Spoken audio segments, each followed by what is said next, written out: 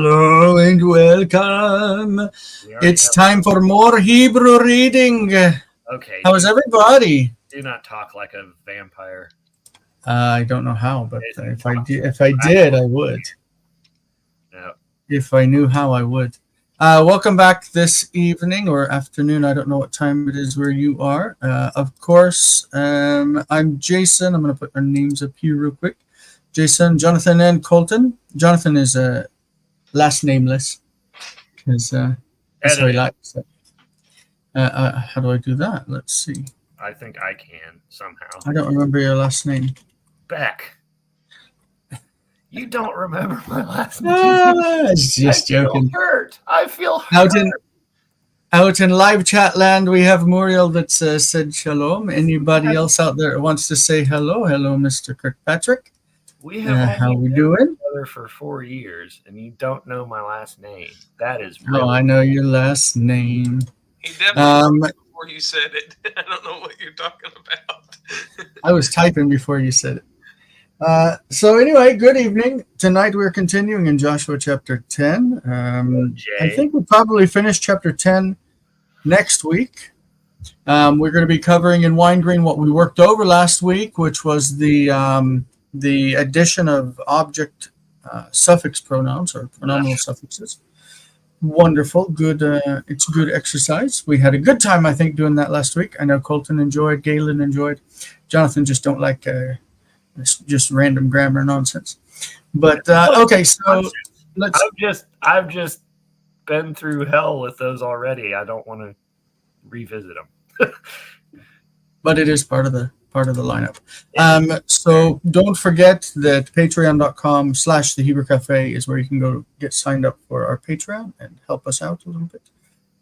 We are here on youtube.com at the Hebrew Cafe, and also we've got facebook.com/Hebrew Cafe. We are going to go ahead and get started. Jonathan, you are broadcasting on your Facebook page, right? Yes, I am. Great. So if you guys are over on Facebook, notice that you won't be able to comment in live chat. That's a limitation of Facebook right now.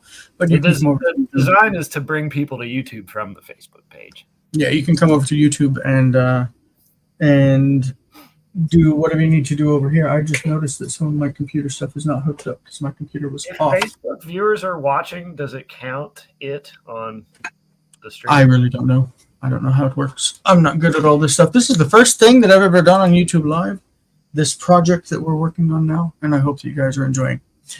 We are going to get started on verse, what would we say? Verse 7 of chapter 10. I'm getting confused now. Verse 7 of chapter 10. I'm going to just click on this here. We've got, again, Halot, the Hebrew and Aramaic lexicon of the Old Testament. We're not going to need the Septuagint today. I think I'm going to close that. We've got the BHS apparatus. If we need it, we've got the classical Dictionary of Classical Hebrew. And this one I'm also going to close. All right, so here we go. We have verse 7. We are in the middle of the story leading up to the battle in which the sun stands still. So who wants to begin verse 7? And we will go on from there. And if anybody else is in live chat and wants to say hi, please do. We want to know. Did you just say that we're finishing this chapter? That's a long chapter. No, it'll be next week, I think. Okay, because 43 verses in this chapter. No. Do it. Yes. What, 43? Yes, 43. I thought I looked down and there were 26. Let's go, Joshua, chapter 11. That was when we were in chapter 7. Oh, no, really? Yes. There are 43. Oh, my goodness. Okay, we are not going to get finished today or next week, but the week after. Maybe. So here we go. Verse 7. ויעל יהושע מן הגלגל הוא וכל עם המלחמה עמו וכל גיבורי החיל. All right. Well, if we just want to comment on the apparatus, what do we got going on there? What does this mean? So the Vulgate and the Septuagint omit the vav. All right. Well, technically it means that the word v'chol is missing from the Vulgate, and the Septuagint omits just the vav. Ah, thank you. Okay. Yeah, so it means that they use it as an apposition and rather than using the vav as an addition. So another argument. All right, what's it mean? Vaya'al. And Joshua went up from Gilgal. Oh, yeah, okay.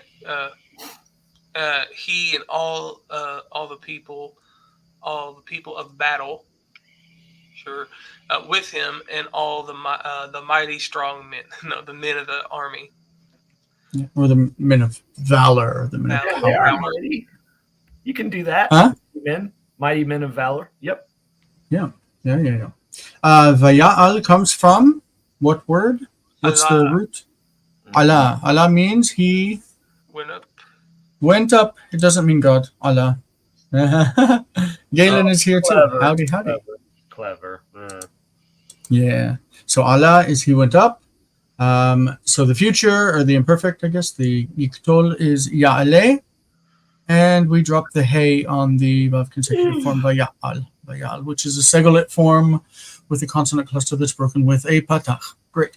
Vaya'al Yoshua min haGilgal, haGilgal like haLevanon, haLevanon haGilgal. Some place names take the article in front of them, kind of like 𝗥𝗘𝗦𝗡𝗏 in Spanish, right? Why do you say 𝗥𝗘𝗏 and not just Peru? I don't know, but Because they said that's what you so. said. Yes, and so some place names have the article in front of them.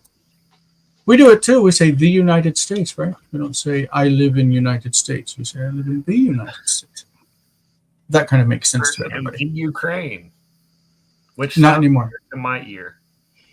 Ukraine. You don't say the Ukraine anymore. You used to. We used to. I Verse 8. say it on the news. And they're all laughed at. They're all laughed at. Every time that they say the Ukraine, they're like, wow, they're so old-fashioned. They need to learn what the Yeah, they country's are. They are all people over 50. So Yeah. all right, I'll go. If there isn't anything more you want to talk about. I don't know if you guys noticed, but I'm not coughing. All right. Well, a little bit. You did Praise once. be. No, I mean, like, I'm not, the coughing is coughing. I don't know what that is, Galen. I know it says nya or v, which I don't know what that means, though. I can read the Cyrillic letters, but I don't know what they mean. All right, go ahead, please. All right. Vayomer Adonai el Yoshua al kivanem ki v'yadecha netatim lo ya'amon ish mehem b'fanecha. Yes.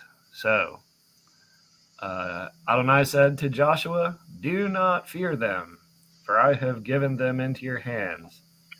Not a single man from among them shall stand before you." All right, so what does that mean? Al tira mehem, like literally. Al tira mehem. Do not be afraid from. Do not fear from them. Do not. Yeah, don't fear from them. Yep. What that means, don't be afraid of them, right? Right. And then you said, "For I have given them into your hand." I have given them into your hand. You could do well the netatim. Yeah, you could say well, you can say about to give, but it's not a participle, so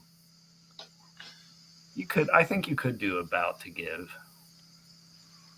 It's not a participle. No, it's not. It's perfect, right? It's Right, a katal. It's what we went over last week in Wine-Green and what we'll be practicing today. Natati otam. Natati otam is nitatim. Nitatim, I have given them. And when you say I've given them, give means put. I have put them in your hand, meaning I've turned them over to your power. Hand, yad, means power. Mm-hmm. Right? Mm-hmm. Yeah, great. Lo ya'amod ish mehem b'fanecha. A man of them or from them will not stand before you, meaning that they won't be able to resist whenever you go to fight against them. Al tira. The word tira. Tira. What's it?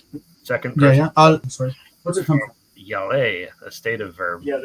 The stative verb ___, means, of course, to be afraid, or he's afraid. Or to fear. Yeah. So the future, this is a first yod that doesn't act like most first yods, because most first yods drop the yod, right? Not if they're true first yods. So yeshiv, because most of the first yods are actually first vav.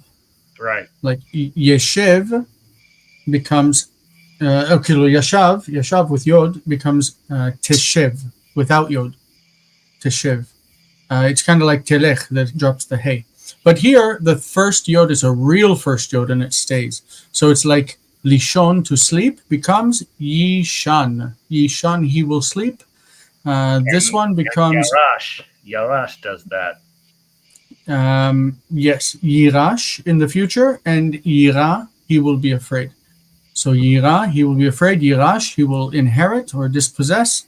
And yishan, he will sleep. These are true first yod roots. It's funny how there's a few words in Hebrew that can mean opposites of each other.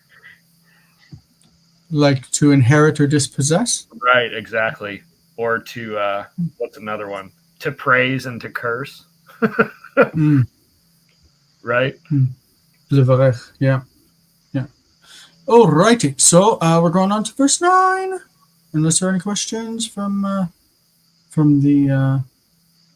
we got Kirkpatrick saying that dispossess is such a great concept. It's used again and again and again, lareshet, in the book of Deuteronomy, about the people about to go into the land and dispossess it, or take possession of it. Lareshet can be to inherit or to disinherit. Like you inherit it yourself, or you... Well, even when you inherit, really... that's fine. It can mean to give or to receive. That's another one. What is that? To give or to receive? To give is one thing, and to... Latet. Yeah, latet. I don't know what you mean. It can mean the same thing, give and receive. No. It means to give and it means to receive. Give and receive are opposites. No, I don't. What means to give and receive? I don't know what you're saying. You keep saying it means. Natan is another example of a verb that means opposites. Can mean opposites. How can it mean receive? That's how it's glossed in the dictionary. In what? I don't know what context that would be. Well, but the word lareshet it always holds the idea of you taking possession of something, and when you take possession, you also take it away from someone else. So if your parents die and you get an inheritance, it leaves the possession of your parents and it becomes your possession. So that's the whole idea of inheritance. So when they're planning to go into the land and to dispossess it, they're going to kill off the people die, and then the inheritance comes to me. You inherit it, you take it as your own possession. It can be either forced or natural. So that's the kind of the overlap of this word lareshet to inherit or to dispossess. Of course, if your parents are planning ahead and they make an estate for you, this is the hifil verb, lehorish. Lehorish is from lareshet. It's the same root. Lehorish is to give something as an inheritance. Kind of like lanchil, excuse me, the word. There's also nachala, can be like a possession that you receive from your parents. Something like that. Okay, verse 9. I don't mean to cut you off. What I want you to complete the idea that latet can be also to receive, because I don't know. I did learn this from certain cases, but it's not glossed in Halot, so perhaps I learned incorrectly. I can't think of any instances when that would be the case. Well, it means to give or to put. Of course, it means also to allow this, and we use this also today. Ten li lasot it, allow me to do it. Let me do it. Right. Right. I can't think of an instance where it means to receive. I can't either. It's not. I looked at all the definitions. There are quite a few of them. 13 glosses. Yeah, it's a big one. Cool. So we're moving on. Vayavo Elohem Yehoshua Pitom. I love this word, Pitom. Like I told you guys, I thought that this was a modern word. I didn't realize it was a biblical word. Pitom, suddenly. And we use this a lot. It's but we have an expression, ma pitom, means like no way. Somebody wants you to do something, you say ma pitom. No way. Like, I'm not going to do that. Let's see. Kol halayla ala mina Gilgal. Okay, so all the night. Let's see. And Joshua came to them suddenly. All night he was coming up from Gilgal. Kind of doesn't make sense to me. What does that mean? Like Having marched up. Ah, okay. Yeah. Having marched up all night. All right. They read it as a participle. Cool. Nothing in the text. Galen mentions the word kibel. That's to receive, yes. That's rabbinic and late Hebrew.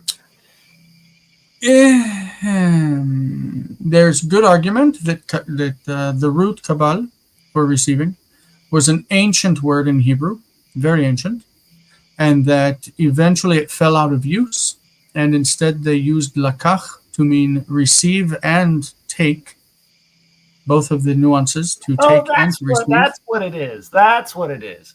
It's lakach, and not natan. That's what it is. Okay. But and so they say that during the time of Aramaic influence on Hebrew, the root came back into favor. Like, it was an ancient root that died in biblical Hebrew. It wasn't used in biblical Hebrew, but it doesn't mean that it didn't exist, and that it came back into favor during the under Aramaic influence, and then in the rabbinic period, it was used as a standard verb in the period. Yeah. It's all over the place in 𝗥𝗘𝗦𝗧𝗏. It's all over the place in Avot as well. I can't remember where I read about this, but maybe it's in Halo. Let's just look real quick. I'm sorry.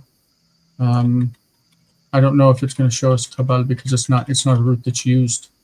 An old Hebrew verb, yes, which was replaced by lakach, but under Aramaic influence was later revived. That's is where I read it. What you said. Yeah. This, memory.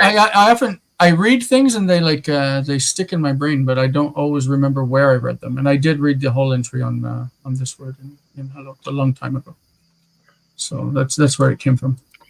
Anyway, yeah, I touched on it last week. I did mention it, and I gave the same basic information that it fell out of use and was replaced by lakach, and then it came back into use with Aramaic.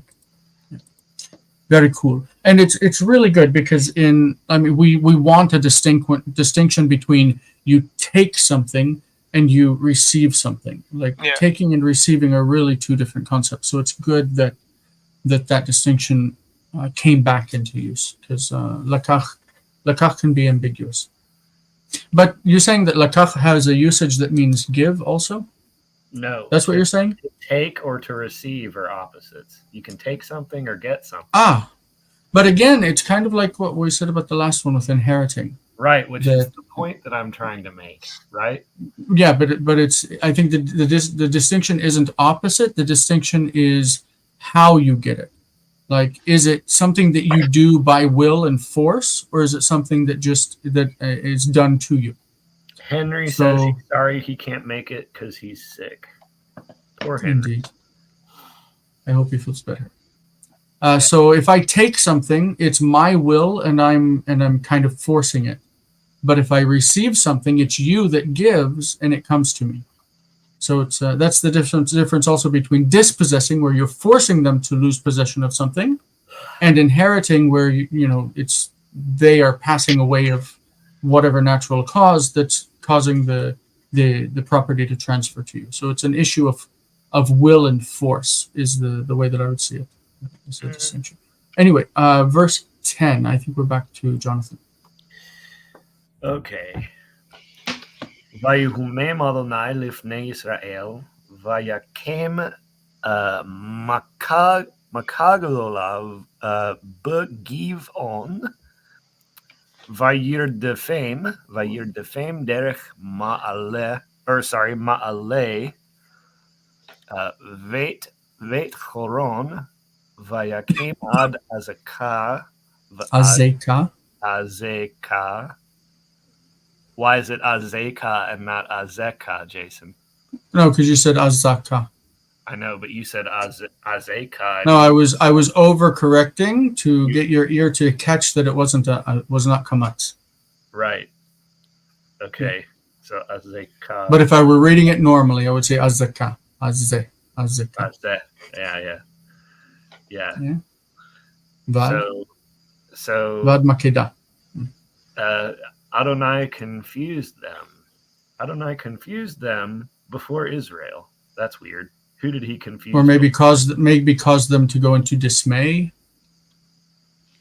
Let's pull up something that we can look at how that word is formed real quick, because that's bring a person we talked about it. Into commotion, to confuse, or to stir. Yeah. Let's look at it real quick. If my Microsoft Word suddenly told me that it's unregistered, it's because I found out recently that I'm no longer in the family group that I used to be in. So don't judge me. I will buy a new license, but I haven't gotten to it yet because I'm a license. All right, then. Microsoft Office 360, Oh. which I believe in paying for because I love Microsoft Office. Okay, so here is the root. Did your family dispossess you, Jason? Not my family. I was on a friend's family plan, and they stopped using their plan. Anyway, the root is hamam, right? If you the future, caught. Huh? If you use mine, you won't get caught. Well, let's talk about that not when we're doing this. So Yahom is the 𝗥𝗘𝗦𝗘 form. Yahom. This is from the Kal. Kal. The word is Yahom. So when we want to add a suffix like them, it's plus otam that we talked about last week. We talked about the past tense. The past tense we said was am. So it's a shmaram, he kept them. Shamar otam. Okay, shamar otam is shmaram. Okay, shmaram, right? He kept them. Shamar otam. In the imperfect, in the 𝗥𝗘𝗦, instead of am, it's m. The normal ending is m, outside of the past tense. Okay, so let's say we want to add that. We've got Yehom, and then we want to add m. Okay, so we're going to make this right there. We bring back the dagesh because the root is actually hey mem mem. Hey mem mem. So the dagesh is there. The stress is now on the suffix m. Okay, it's on the end. I'm going to mark the stress, I guess, to say this is definitely on the end. So this is now a distant syllable which reduces. Distant syllables reduce. And then we have an O quality vowel, a U quality vowel in the middle, which we would want to be O, but it's the stress moved, so this is an unstressed syllable. It has to be either O or U, and we see that it's Yehumim. So that's what we've got going on. I wouldn't have caught all that information.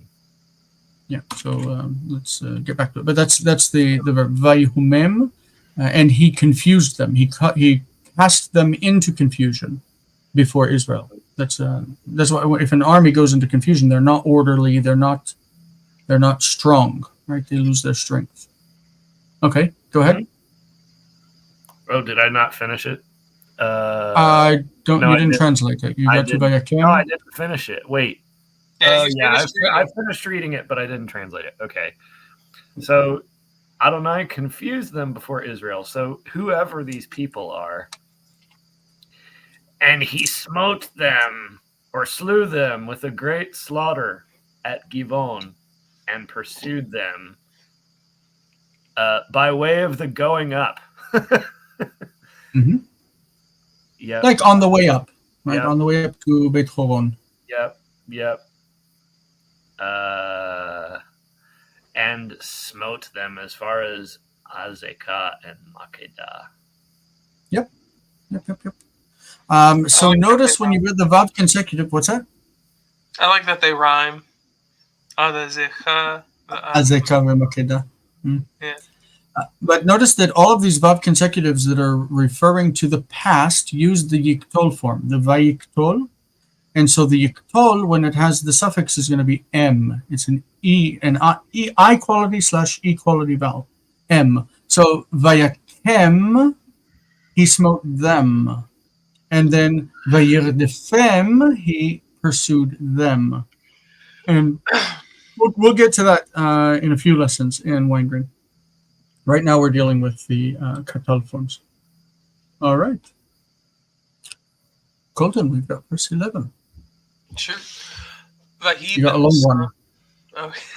ויבנוסם מפני ישראל הם במורד בית חורון ואדוני השליק עליהם אבנים גדולות מן השמיים עד עזקה וימותו עזקה וימותו רבים אשר מתו באבני הברד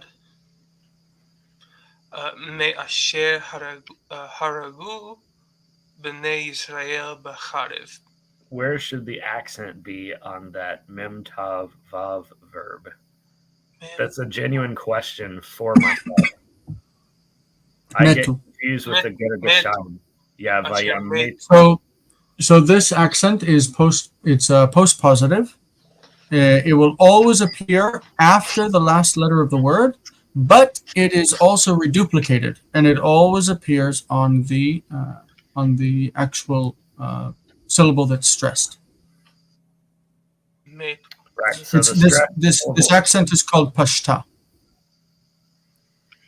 Okay. I'm talking about metu, right? Yeah, metu. So the curvy thing that's on top of it, the two curvy things, that's called pashta. So you've got pashta munach katon. This is the phrase that's going on. It's revi'i pashta munach katon. And the pashta is it's post positive. If the last syllable is stressed, that's the only one you're going to see. But if any other syllable is the one that receives stress, it's going to reduplicate on that syllable. So which one is the munach katon? Munach is the one under the noon, like avne, this one. And katon is the zakef katon is the two dots on top of barad. Well, yeah, I knew those ones. I always just confuse when you see the pashta with whether it's the first one that carries the accent or the second one that carries the accent, which is why. The problem with pashta is that it looks just like kadma, but kadma is not post positive. So you see kadma on the word avanim. So it was a legitimate question. All right, good. Yeah. Okay. And it was when they fled from before Israel, they when they went down to Beit Horon, the Lord threw upon them great stones from the heavens until Azekah, and they died. Many which they died. Many which died. Yeah, many are they which died. Stones. I'll be right back, folks. But God, why does it not look familiar? Many that died from the hailstones. Barad is hail. Hail. So barad is hail, and barak is lightning. Of kuf. Barak, barad. Okay. More than those that is more than those in the children of Israel killed by the sword. Good. I like your comparison. The may here is the comparative, and rabim is many more. Yeah. Many more that died from the barad stones, from the hailstones, than the children of Israel killed with the sword. Yeah, the mem. I like that you use that as comparative. That's correct. Took me a second, but I got it. Very good, very good. I would point out the word benusam, nusam. The word nus is the root. Nus means to flee or to run away. I always like to try to remember like a key verse in which I learned the words. Okay, and this word lanus, to run away, is semantically equivalent to the word livroach, barach. So barach, like he fled, he ran away, appears in the book of Jonah, where Jonah ran away from the presence of God. He was going to Tarshish. And he used the word barach, livroach. And this word, lanus, is used in the passages about the cities of refuge. That is, if you accidentally killed someone and you needed to run away so that his avenger, the avenger of blood, would not kill you until you got the opportunity to defend yourself in court. It uses the word lanus shama, to run away there, to flee. Lanus. Or his avenger. Yeah. Yeah. So it's always good to try to remember passages in which you remember verbs or words, because vocabulary is more easily maintained in your brain if you can remember a context in which you learned it. And I learned the word lanus from those passages. Anyway, verse 12. אז ידבר יהושע לאדוני ביום ט' אדוני את האמורי לפני בני ישראל. ויאמר לעיני ישראל שמש בגבעון דום וירח בעמק איילון. Dom, it means stopping. Like when you say heart attack, when your heart stops, you call it dom lev. Dom lev is the stopping of the heart. It's a heart attack. So who met midom lev, he died from a heart attack. Yeah, sorry, I didn't realize we're here. we're at the place. Yeah. Here we go. So az can mean consequently, but it can also mean at that time or then. At that time, Joshua was speaking. We're going to use the 𝗥𝗘𝗦𝗘𝗥𝗡 as this idea of the continuous. Joshua was speaking or would speak to the Lord on the day of the Lord's giving the Amorite, or putting the Amorite before the sons of Israel. In other words, for them to be slain. Basically, when it says yedaber here, it's actually talking about the speaking forth of a poem or of some kind of a taunt or chant, because we know that it follows in verse 13. And he said, in the eyes of Israel, right, the sun in Gibeon has stopped, and the moon in the valley of Ayalon. The Ayalon Valley actually cuts through, I think the Ayalon Valley comes to Tel Aviv. We have Ayalon things in Tel Aviv. Let me check on where the valley goes exactly, because I'm not sure. But Ayalon, because the Ayalon River comes through. Ayalon Valley. Let's see where that goes real quick.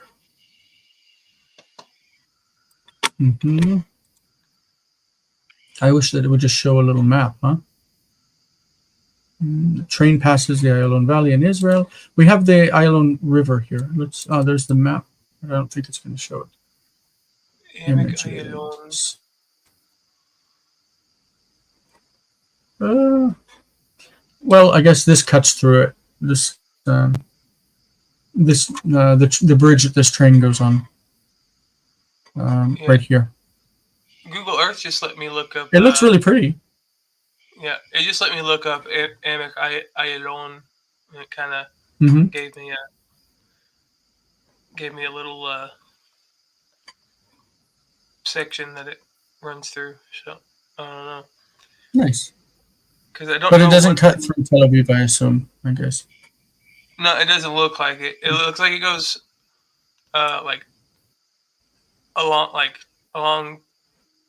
right outside, to the west of Tel Aviv. That's impossible. Tel Aviv's on the sea. I meant east. Sorry, I'm directionally challenged. Okay. I was like, that can't be. The river can't be in the sea. Yeah. Sorry, I'm directionally challenged. Yeah, So anyway, we're at the point now where the sun is stopping in the sky, and it's happening at the place called Gibeon. It says Shemesh b'Gibeon Dom. the sun stopped in Givon, it's really kind of impossible for the sun to be in a location on Earth, right? Like if it stops in Givon, then it also stopped in Jerusalem, and it also stopped in 𝗥𝗚𝗦𝗡, in Yaffo. It stopped everywhere because, first of all, the sun can't stop. It's the Earth that would have to stop spinning. Well, yeah. But What do you think about like on Givon? Like maybe like when they were fighting in Givon. How about that? over Just, it. Yeah. I guess it would use all if it's going to use over. But if it's directly over Givon, it's also directly over Jerusalem. They're really so close that it's like Well, yeah, I there know. would be no distinction. Right. Yeah. You know, but like in terms of the way that like it appears to them, you know. Yeah. Well, because they were there. They were there fighting. So, but I can't comment on saying and say whether or not I think the sun stopped in the sky, because it would take a different way of thinking about the layout of the Earth to believe that the sun could stop going. Well, I guess sky. my point is like, okay, they don't necessarily know that the Earth is the thing that moves and the sun doesn't.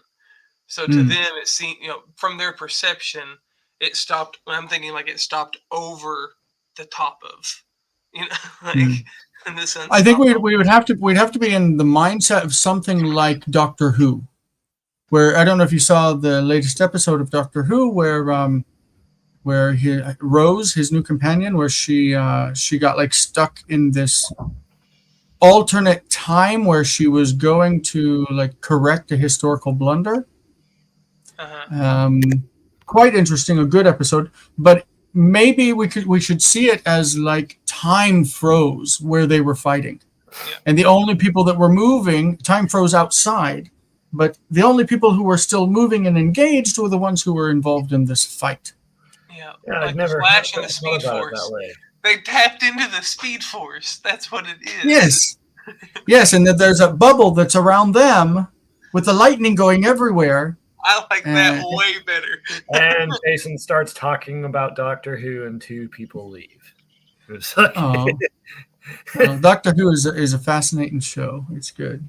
Yeah, I don't. All right, so let's look at the poem in verse 13, and that will be for 𝗏𝗏𝗧𝗏𝗏𝗏 𝗥𝗚𝗦𝗏𝗏𝗧𝗏𝗏. Yeah. Okay. So verse 13, you say? Yeah. Okay. Vayidom hashemesh, v'yareich ad yakom goy oivav. Yevav, actually.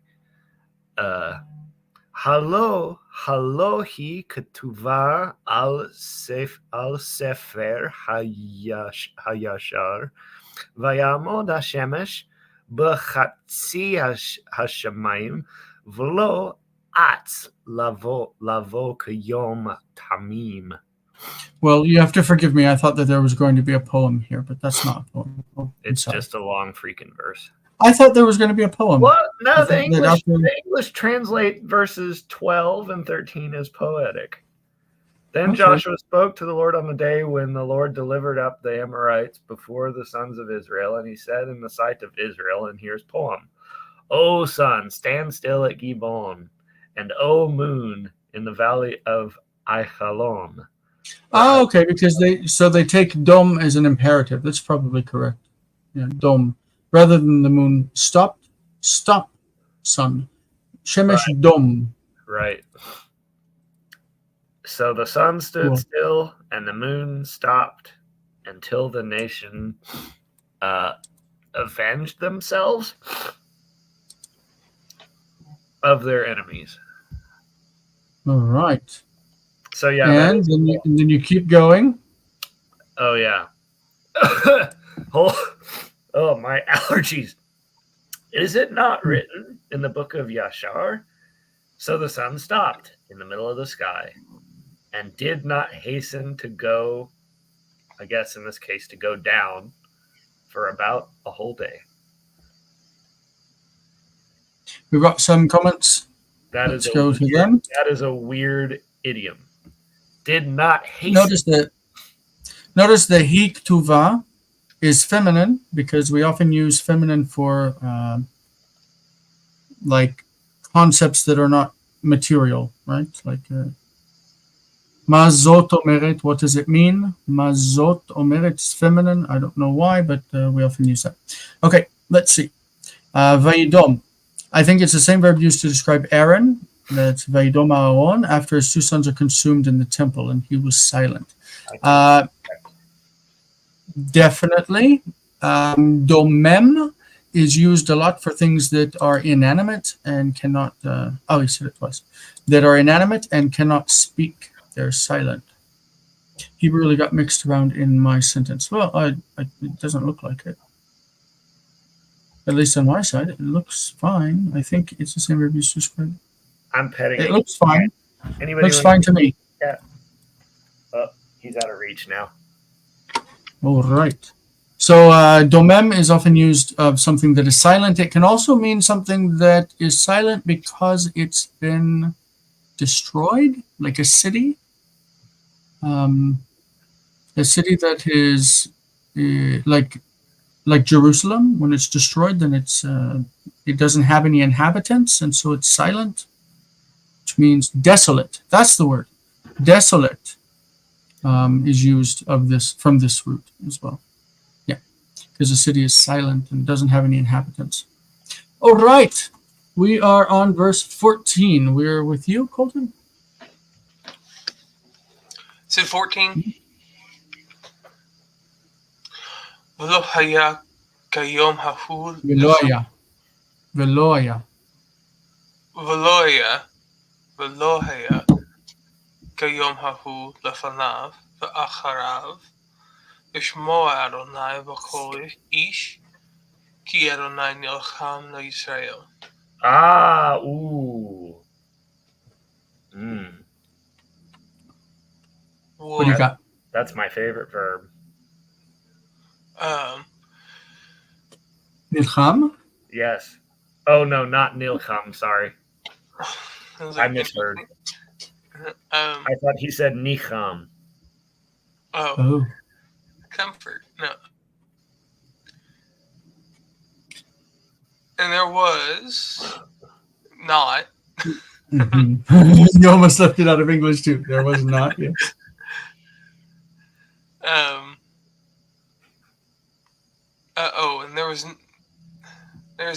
there was not anything like that day before or after. After. That's really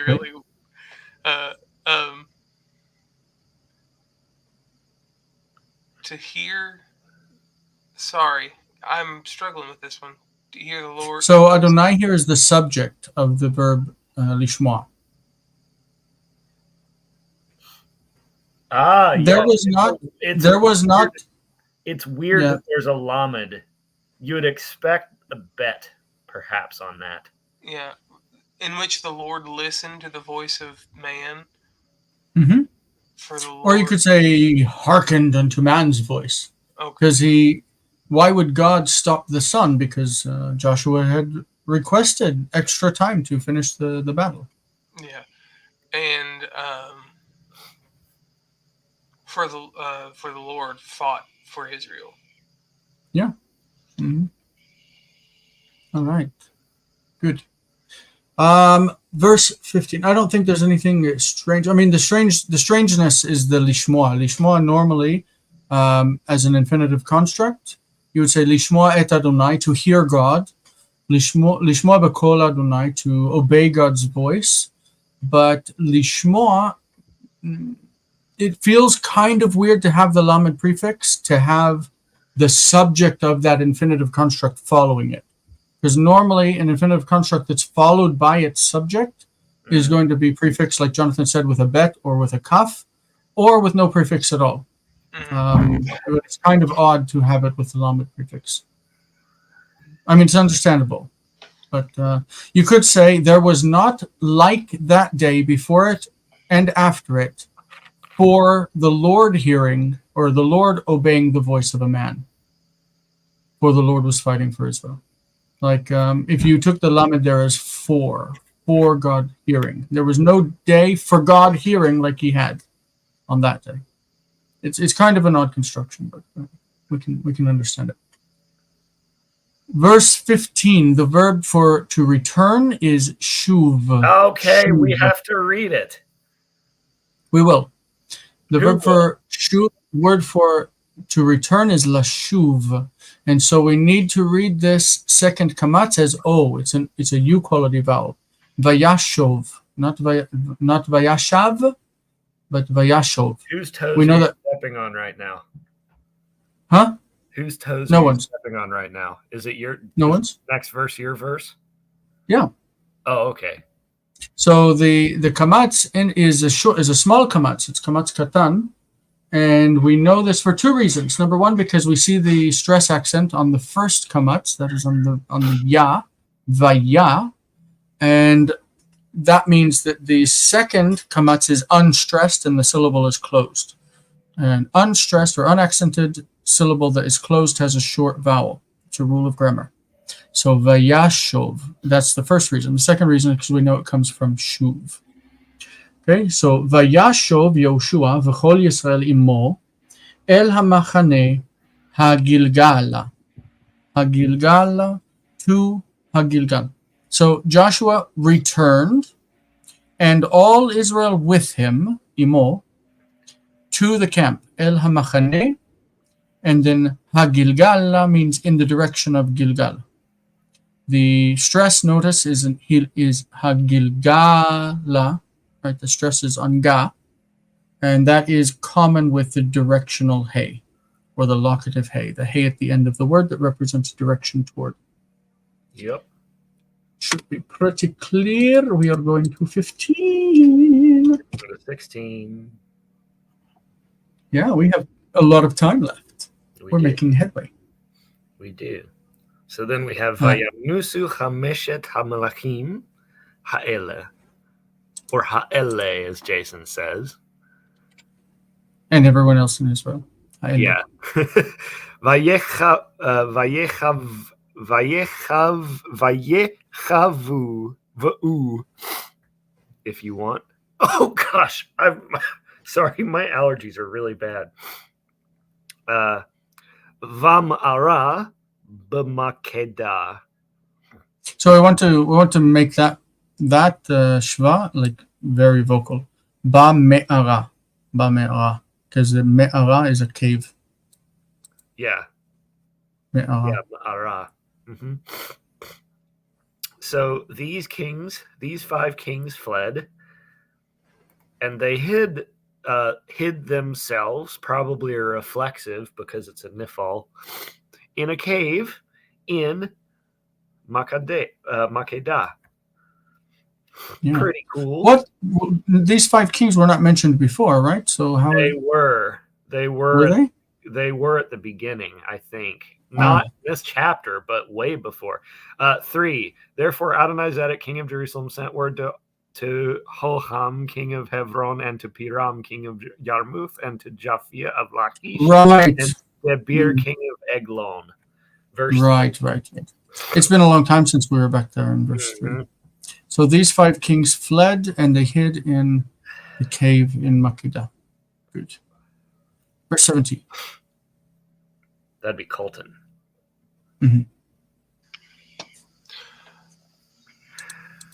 Vayugad Yehoshua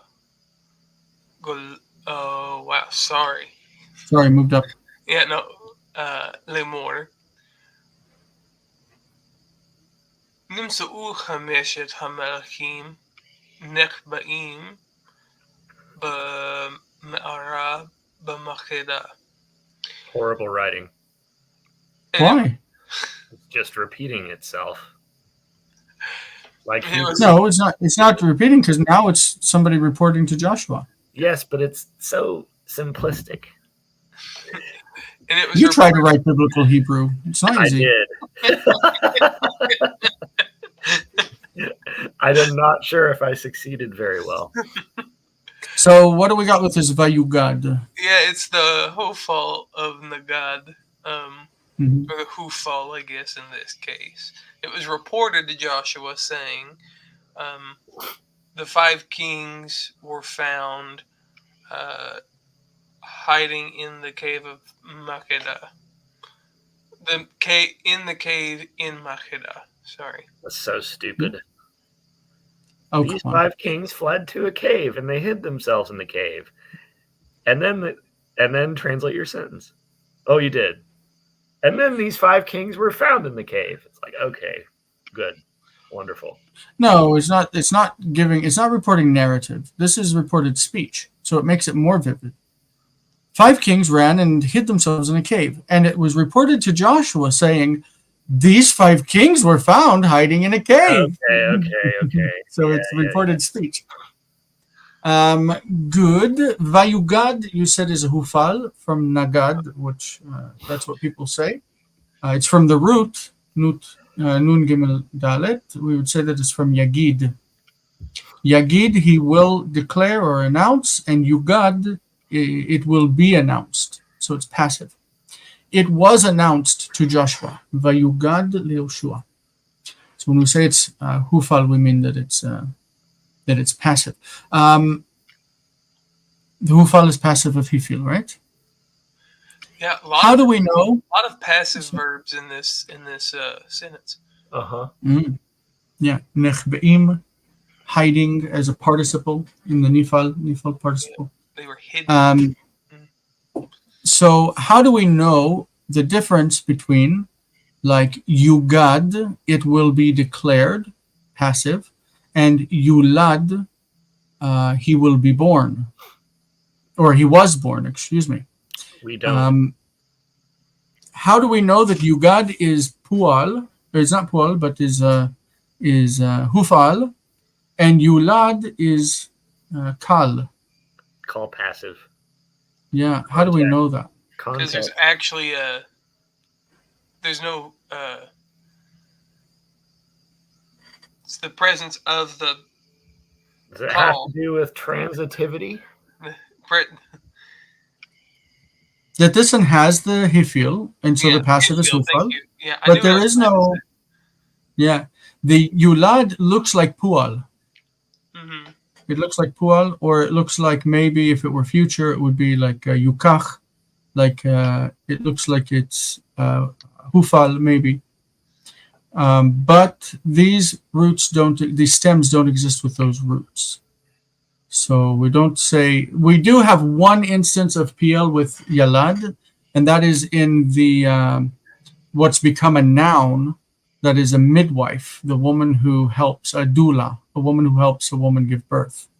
And that is miyaledet. Miyaledet is a woman who helps another woman give birth to her child. So only in that specific instance, in the noun form, miyaledet, does the PL happen. But in normal usage, you don't use a PL with that root. And so when you see yulad, it needs to be associated with the kal. I don't know if the most famous verse that this comes from is like in Handel's Messiah, "For unto us a child is born," right? Ki yeled yulad lanu. Ki yeled yulad lanu. Yulad is he has been born. It's passive in the kal. It was replaced. The kal passive was replaced completely by the nifal. So now we don't say yulad, we say nolad. Nolad in the nifal. So that's just a little present for everybody. The most famous verses in which the kal passive appear are, of course, that verse in Isaiah. That's Isaiah chapter 9, I believe, and in Exodus chapter 3. Genesis chapter 3. Exodus 3. Exodus 3 is the second most famous verse in which the kal passive appears, and that's her name will be called. Her name will be called woman. That's pretty famous. Come on. That's not. No. It says because she was taken. Right. Lukacha meish. She will be called as the kal passive. We went over this in our reading. I don't remember that. I remember that she will be called woman because she was taken from men. Yes. כי לוקחה מאיש. But the לוקח. There are three verbs that appear in the called passive with some kind of frequency. These are לקחת, to take, לאכול, to eat, and ללדת, to bear, to give birth, that appear in the passive. I'm trying to called find passive.